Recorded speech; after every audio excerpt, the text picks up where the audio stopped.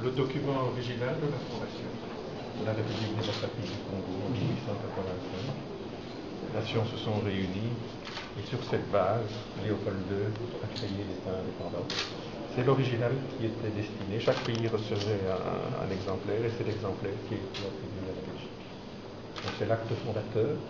Et vous verrez à la sortie, il y a aussi l'acte qui est signé le 30 juin 1960 par le Premier ministre du Congo. Et nous avons pu réunir à la fois, évidemment, le début de la période belge et la fin de la période belge de votre pays. Ce sont des documents vraiment très importants. On les cite, on parle de l'acte de Berlin, il est là. Je le touche. Incroyable. Il est peut-être au bout. Ici, par exemple, j'avais annoncé qu'il y aurait des anecdotes. Ici, on voit l'anecdote du premier sergent Barazi qui a risqué sa propre vie pour évacuer son chef européen qui a été tué par balle. Et lui-même, il a été blessé 2 fois par des balles, mais il a quand même voulu continuer la guerre. Parce qu'il disait, j'ai peut-être plus le bras gauche, mais j'ai toujours le bras droit. Donc je peux encore tirer.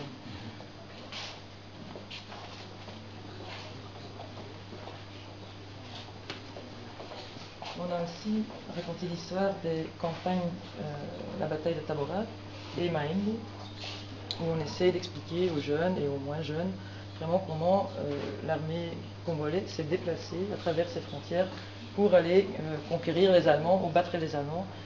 Ça a quand même été un point de rupture pendant la Première Guerre mondiale. Ça doit t'intéresser, toi, Tabora et Mahenge. Oui. On a aussi retrouvé qu'à l'époque, il y avait même 27 Congolais qui ont servi dans l'armée belge ici en Belgique. Et donc on a retrouvé leur nom et leurs photos. Et ça, on a exposé ici. Et une lettre avec leur grade. Et une pareille liste n'existait pas avant.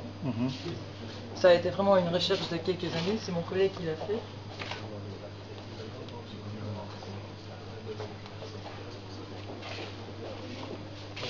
Ah, mais il y a plus de Belges plus de Congolais que de Belges. Bien sûr, oui. Parce que c'était des hommes de troupes.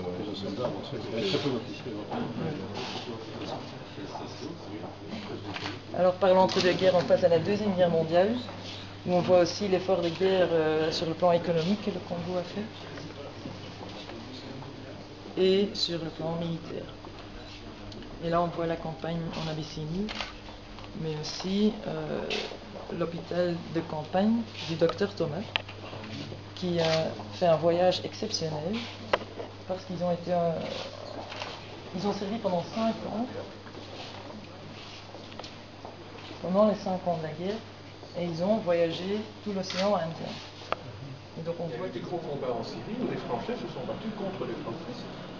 Et la force publique a participé, vous allez le voir un peu plus loin, avec un hôpital à la conquête de Madagascar contre les Français de Vichy. Par la fameuse traversée du désert, on passe du Bénin et on remonte à travers le désert jusqu'au Kenya. Le soldat congolais dans le désert, au niveau du Caire, Égypte et Palestine, est un soldat comme les autres. Il est habillé comme les Français, comme les Anglais, et découvre finalement un monde qui est totalement différent, où on voit des soldats qui sont aussi des soldats européens, ceux qui ne se connaissaient pas. Trouve, en étant envoyé en permission au Caire, etc., il voit vraiment une nouvelle perspective qu'il ne connaissait pas. Il visite les pyramides. Wow. Et aujourd'hui, dans la... Monsieur le général, Messieurs les anciens combattants, distingués invités, la République démocratique du Congo se sent très honorée par cette marque de sympathie, mais aussi par l'hommage que vous rendez aux anciens combattants de 2 combattus pour la même cause et en tant que compagnons de lutte, on ne s'abandonne jamais. Et ce rappel d'une histoire dont je remercie sincèrement les autorités du musée royal de l'armée.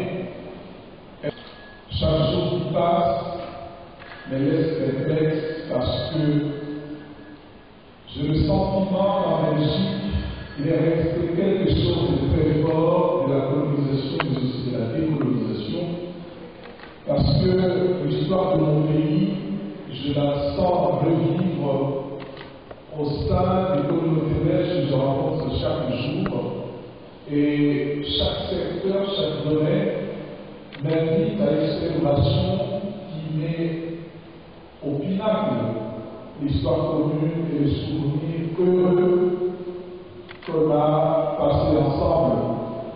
Et cela demande, de la manière la plus exaltante, le discours politique de séparation et d'amertume qui voudrait diviser ces peuples qui ont connu un même souverain, qui ont connu parfois la même nationalité, mais qui, parce que le droit de disposer, le droit des peuples à disposer d'eux-mêmes, obligés de comprendre que de son humanité à revendiquer la décolonisation en toute amitié avec la Belgique, mais l'histoire post-coloniale est douloureuse, comme si nous n'avions pas partagé de moments glorieux comme ceux de guerre.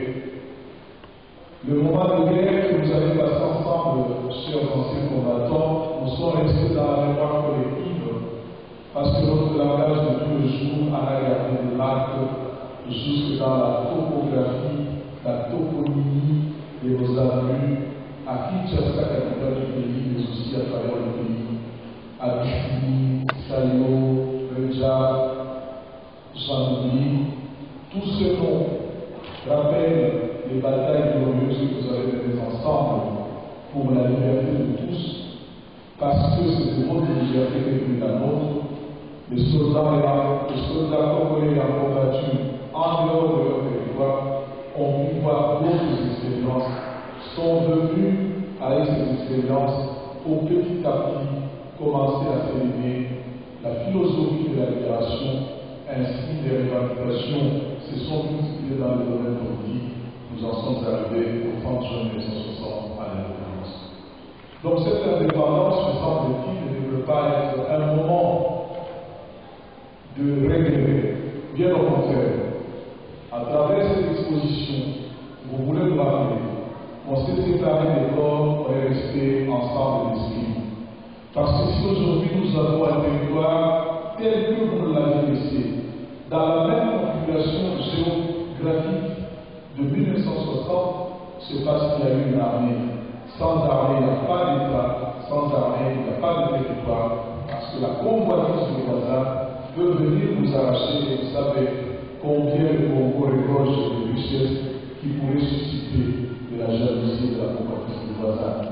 Grâce aux règles coloniales de la force publique, nous avons aujourd'hui une armée qui, tant bien que mal, a pu aider le Congo à résister aux tentations et aux tentatives qui n'ont pas manqué, tentatives de balkanisation. Merci pour ces règles, merci pour l'apprentissage commun, merci pour la bravoure des soldats de deux côtés.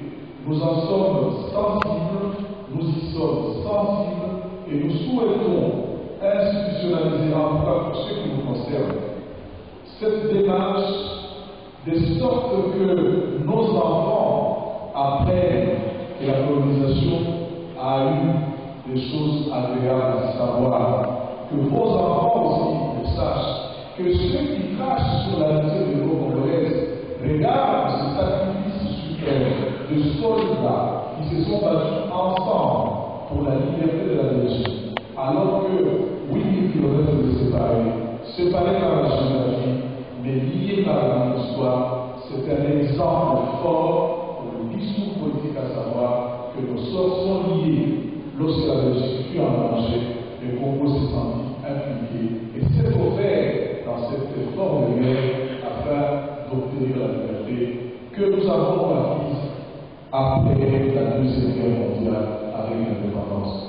Je remercie les amis soldats qui nous font toujours l'honneur chaque mois ou chaque 2 mois de m'envoyer leur revue où ils rappellent des souvenirs indispensables des souvenirs indescriptibles et indélébiles, des souvenirs que je ne connaissais pas, que je connais à travers leurs témoignages, à travers la recherche de leurs compagnons qui ont disparu de la circulation et qui ne donnent plus de la voix. Cette revue est aussi une preuve pour moi que quelque chose est resté entre nous. L'histoire a dit ça aujourd'hui, donc ça s'alourdit peut-être aujourd'hui aussi, mais demain, continuons cette vie solo, donc aventure commune, histoire commune. Elle ne doit pas s'arrêter à 1960, elle ne doit pas s'arrêter à 2010. Comment seront les prochaines 50 années des relations belgo-congolaises? Elles ont été limitées, c'est le terrain militaire qui a permis la naissance d'un État. Elles sont politiques, elles sont économiques, elles sont surtout culturelles. Chaque jour, je sens battre le cœur de Belge lorsque je les rencontre. Ils sont émus jusqu'aux larmes pour certains lorsqu'ils me rappellent leurs souvenirs. Finalement, j'ai l'impression que la meilleure histoire de la Belgique se trouve au Congo. Voici le sens de notre amitié. J'ai dit et je remercie.